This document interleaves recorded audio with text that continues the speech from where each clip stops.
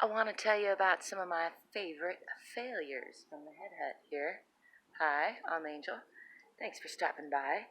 I built this structure, Mega-Sculpture, I like to call it, with mostly my hands. I was about to say my bare hands, but I wear gloves a lot of the time. And there's a lot of mistakes. This is one of the things that I love the most about this structure is that it was a learning, I call it my classroom. It was a learning project. I didn't let not knowing stop me from trying things, and in so doing, I made plenty of mistakes.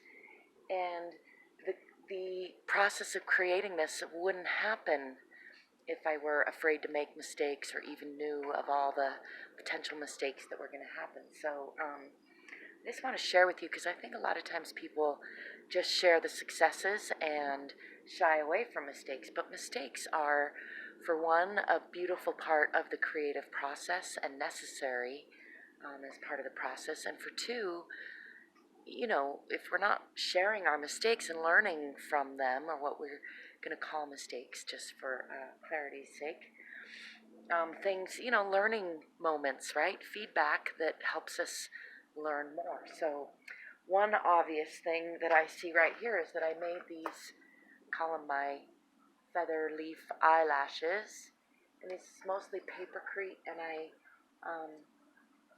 backed some of them with fabric, some of them just built most of them on cardboard, which actually worked the best, and I still had some snap in the wind. Some of that is just wind angle and overall weakness. I don't know if you can see how they snapped off in there. They're just screwed into another papercrete structure. It's actually pumice and papercrete, so pummy papercrete, I like to call it. Check out, I have a Facebook group on Papercrete Alternative where I'm sharing what I've learned with all kinds of different mixtures of not just papercrete, but perlite and pumice. And hope to be working with some hempcrete in the near future. Anyway, was listening to a talk with Gary Vaynerchuk and Aubrey Marcus, two of my favorites, and they were talking about how that mindset of being discouraged by failure versus being jazzed up by what you can learn and, trying even harder, trying new things. And that really resonated with me, so I guess it partially sparked my desire to come out here and share with you. Also, I'm in the process of documenting how I made this Mega-Sculpture and the vision that I have for the future, my future projects, Unity Play Center. So hopefully there is a book for sale down there by now, or sometime soon there will be. In any case, back to mistakes. So you can see here I already repaired this once. Make sure you can see it. You can see where that's off color.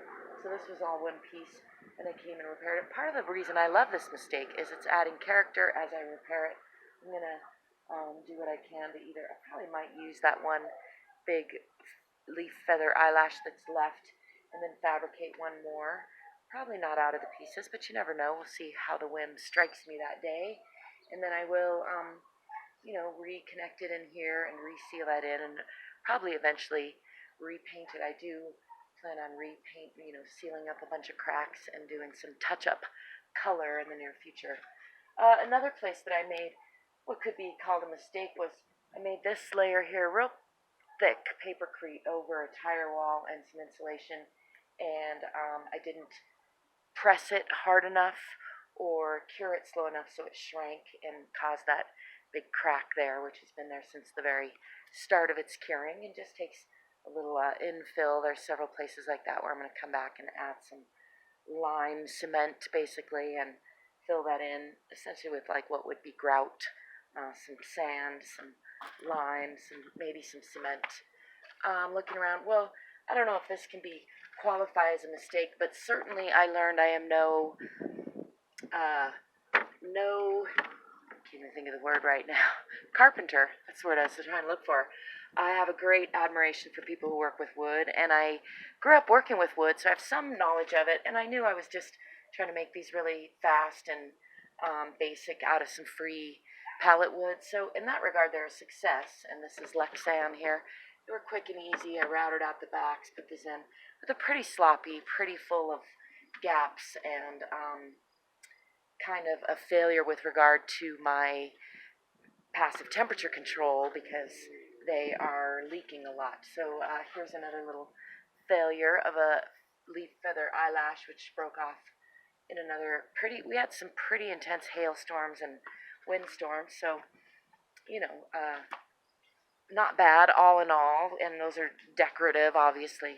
Now, I'm looking around more, so this was probably the worst case scenario example of twisting that happened in my little non-carpenter window or opening closures, I like to call them. I deliberately didn't make anything code size, so there's no actual windows and doors in here, just openings with experimental closures, which in that regard, these are all successful. But in the regard of temperature control, passive temperature control, these are one of the areas that there's a lot of room for improvement. Oh, here's another failure. I used a soft papercrete mix here in this entryway where I end up coming in and out a lot. So it's already, see, I've broken a piece off. It's pretty soft. Again, an easy fix. I'll just come through with a nice cement, hard cement, maybe some cement and stone, and just